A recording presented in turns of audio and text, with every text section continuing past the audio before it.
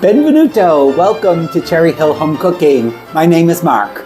It's a cold, dreary day where we are today, and I was craving something comforting, so I'm going to make one of my childhood favorite comfort foods. And my mother called it cheeseburger pie. Sometimes you might see recipes that call where it's called cafeteria pie or cafeteria cheeseburger pie. Anyway, we're just going to call it cheeseburger pie. And what makes it a pie is we're going to make it in a pie pan. All right, so I've got a 9-inch pie pan that I have buttered lightly. Now you can use a 9x13, a 9x12, an 8x8, whatever you want. You don't have to make it in a pie pan. I happen to have it there, so we're going to make it in that. All right, so it's cheeseburger. So what's in a cheeseburger? Ground beef. I've got 2 pounds of 80-15 ground beef. The cheese, I've got just about a little less than 2 cups of cheddar cheese, shredded cheddar cheese. You can use any cheese you want, any of your favorite shredded cheeses, Monterey Jack, whatever. The possibilities are boundless. You just want a cheese that's going to melt nicely. All right, we need 1 onion. Okay, so I've got a kind of medium-sized onion that I've roughly diced up. As far as seasoning, okay, you can just do salt and pepper if you want, salt and pepper to taste. I'm going to use a little bit of Lawry's all seasoning salt. I'm going to use a little bit of Worcestershire sauce. Don't have to use that. You can omit that if you don't particularly like it. We need some mayonnaise. All right, and we need some light cream. My mother used to use heavy cream, but we're cutting the calories down a little bit and using light cream. And I've got 4 large eggs. All right, so the first thing is I've got my pan hot. Now I'm using a Dutch oven or whatever kind of pan that's called. You could do it in a frying pan. I just, at one stage after we cook up our meat, we're going to mix the cheese into it. And you guys all know how annoyed I get when the food goes flying out of the frying pan. So I'm going to use a pot with high sides. I got my oven preheated at 350. All right. So we just want a couple tablespoons of olive oil. Get that coated a bit. And we're going to throw our onions in. We have sauteed beef so many times, I don't think we necessarily have to go through the whole process. Plus, we've got a video on browning ground beef. We can put a link to it up there in case you haven't seen it. But we'll get those in and just get them just starting to soften up a little bit. Now you can omit the onions if you want. I've used some onion powder. I like the little bit of texture that the onions add to it. And the nice thing about this dish is it's low carb, or it can be. My mother would make it both ways. Sometimes she'd make it just like I'm making it today, and sometimes she'd make it with biscuits on the top of it. And she would just use the Pillsbury, that you pop out of the can, biscuits, and put it on the top before she put it in the oven, and of course cook it until it was all nicely brown. But we're a little carb conscious lately. As you can see, I've lost so much weight. Not to get off on a tangent, but for those of you that have been following us, I had a little bit of a health issue in July that kind of said, okay, maybe we need to eat a little bit less sugar in our lives. And I don't know, I think I probably lost about, what would you say, honey? Mm-hmm. I think, according to when I've weighed myself, and I hated to weigh myself, but I've lost about 30 pounds, or down well close to it. Anyway. Yep. And really, that's just kind of been, cutting out a lot of the carbs, not as much pasta and chocolate cake as I once used to eat, but I feel much better. So sacrificing a little bit of sugar has done me a lot of good. Although I do think I'm going to have a drink tonight. My nephew Matthew bought me one of my favorite kind of already mixed drinks back from my college days. It's called Hypnotic, and I love it. I like it just over ice, and I think I will have. I haven't. Well, it's been open just because Wade had some, but I think I might have some of that tonight as my little guilty pleasure. Anyway, so you can see that in the few minutes it's taken me to talk about that, we've just kind of softened up a little bit. We're getting a little translucent. I'm going to put just a little bit of salt in there because that always helps bring the sweetness of the onions out because we're helping some of the water. The salt brings out some of the moisture in the onions. This dish goes together really fast. Like I said, the nice thing about it is it's low carb, especially the way I'm making it. And it feeds a lot. Once upon a time you could say, hey, I got 2 pounds of hamburger and, a little bit of cheese, a few eggs, and it was a nice, inexpensive dinner, but not anymore, unfortunately. I think, so this is the grass-fed 80, like I said, 85.15. But still, they were $8 a pound. I mean, $16 for 2 pounds of hamburger. It's crazy. Anyway, I'm going to turn this up a little bit higher.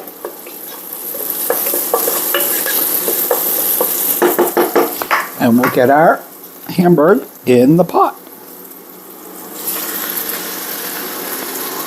Now you do want to get, brown this nicely because we want to get some nice flavor in there. So if you follow the method of browning ground beef, it will work out nicely.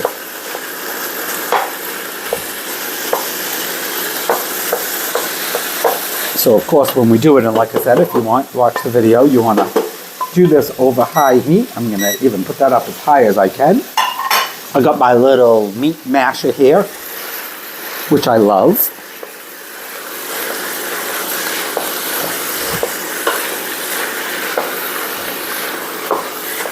And while we let that do its thing, I'm going to start to kind of get the rest of our ingredients together.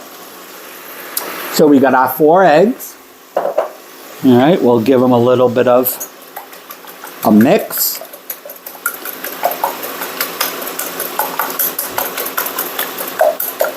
And we got our half cup of light cream cheese.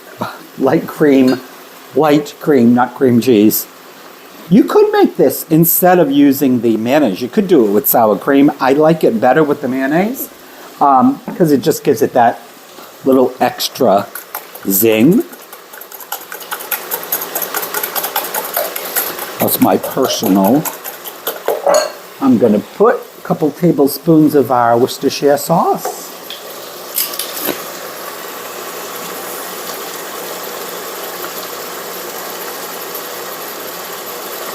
And of course you can do that to taste. I find with 2 pounds of hamburger, 2 tablespoons doesn't overwhelm it. It gives it just the right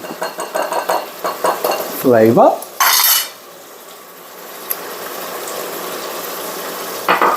And give this a little mash.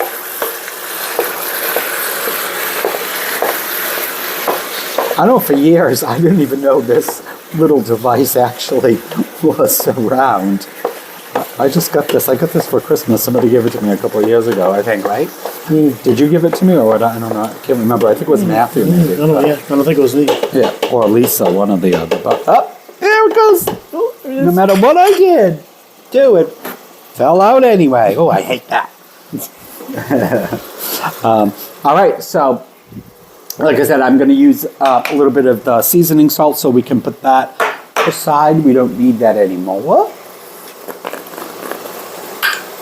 And I would say, again, it's going to depend upon taste or how much you like it, but I'd say, close to half a teaspoon. I think will be good. We can always add some more salt later or have it on the table for people that want it.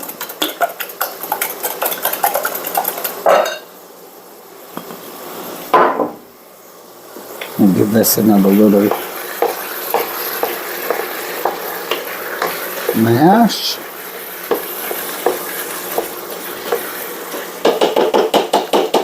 I think, like I said, I think this is a nice, easy weekday dinner with a little bit of, have a little side salad or maybe have a vegetable. We're going to have a side salad tonight. And put our mayo in. Of course, that's whatever your favorite mayo is. depending upon where you are, right? In our area, or the area I grew up in, what my mother always used was canes. Sometimes I can't get canes up in where we are now, so I have to get Hellmann's. Also, a lot of people like Duke's mayonnaise, which I think, on one of the recipes we did, we used Duke's because Todd said we had to use Duke's, so I think it was Todd. I think Duke's and Hellmann's are actually the same thing.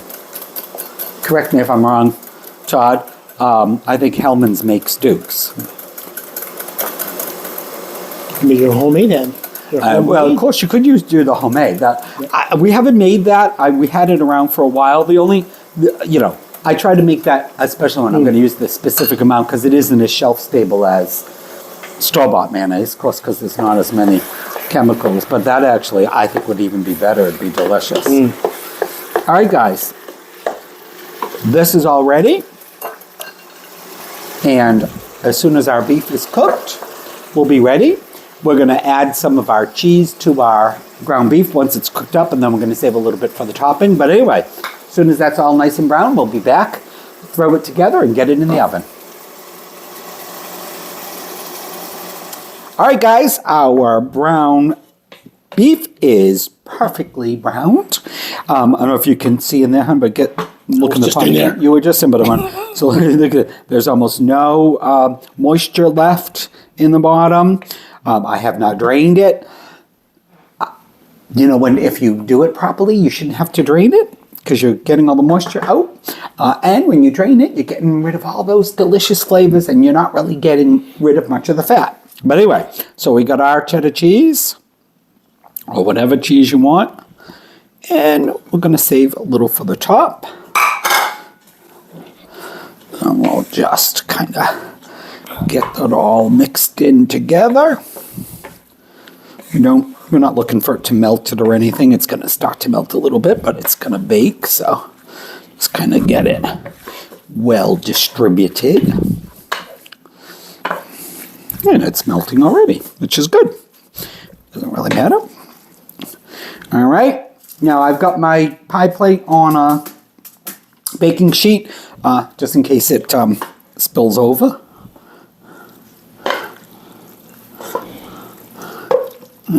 Easy as that. It smells delicious. And when Wade came back out when I said it's ready, he said, "Oh, that smells good." And flatten it out, get it well distributed. Now, as far as I'm concerned, this is ready to eat, but we're going to finish it up. All right.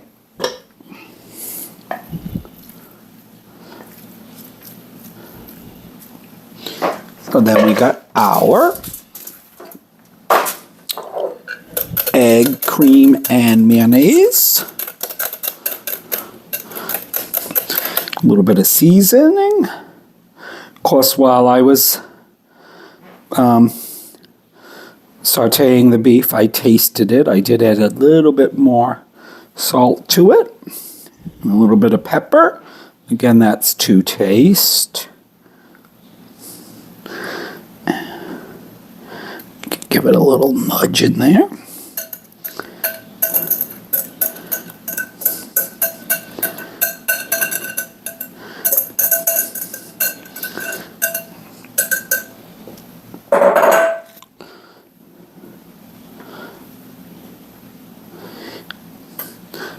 And then I'm going to take the little bit of cheese we had left. I might get some more cheese. I don't think that's enough. Or that I didn't leave enough.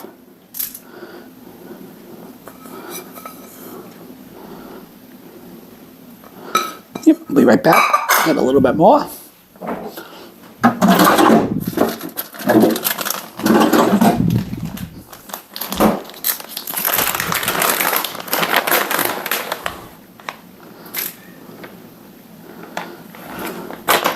I hear one of the cats meowing. Our oldest cat, our female, one of our females, her name is Josette. She was, last weekend, seemed to be having a little trouble urinating. So we took her into urgent care on what, Monday or Tuesday, I can't remember. One of the days when I figured, okay, she doesn't seem like she's going to get any better. I think it was Tuesday, because she did seem a little bit better on Monday, and then Tuesday she started to go downhill again. Anyway, thank God it just turned out to be a urinary tract infection. A lot of money afterwards, and some antibiotics and pain meds. She's doing much better. All right, guys. Oven is set at 350. Or preheated, I should say. Rack is in the middle. Just burned myself because that burner was hot.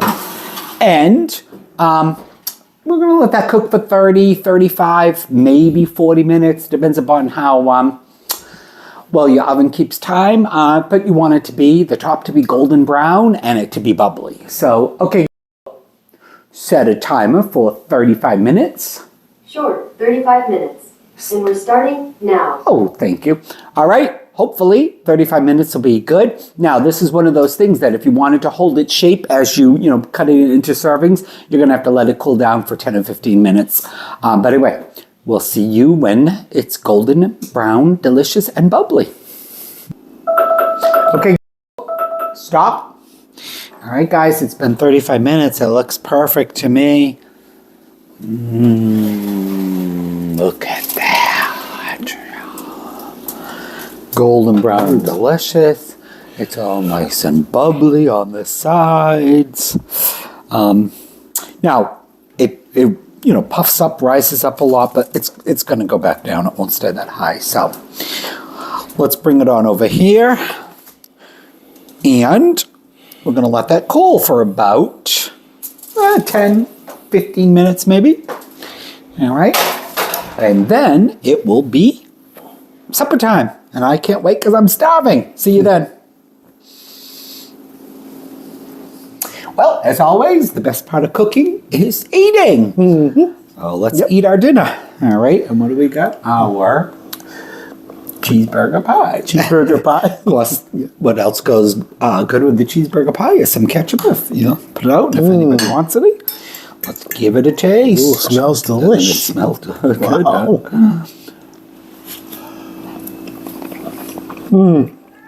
Wow. That's That is so delicious. nice. It's nice and creamy on top. Yep, it's creamy and delicious. Delicious, if I do say so myself. Tastes like a cheeseburger. Yeah, it does, doesn't it? Yeah. A little ketchup on the side there. Oh, that's delicious. That Very topping good. is, just nice and creamy. And like we said, we got a little Caesar salad for some good old greens in it. That's really good. I think that's a nice dinner. It is. All right. Well, anyway, I hope you guys have enjoyed watching us make supper tonight. I hope you try it. And if you do, I hope you love it. Thank you for watching our video. Please like and subscribe. And we'll see you on the next one. Ciao. Bye. That's so tasty. Oh, it is.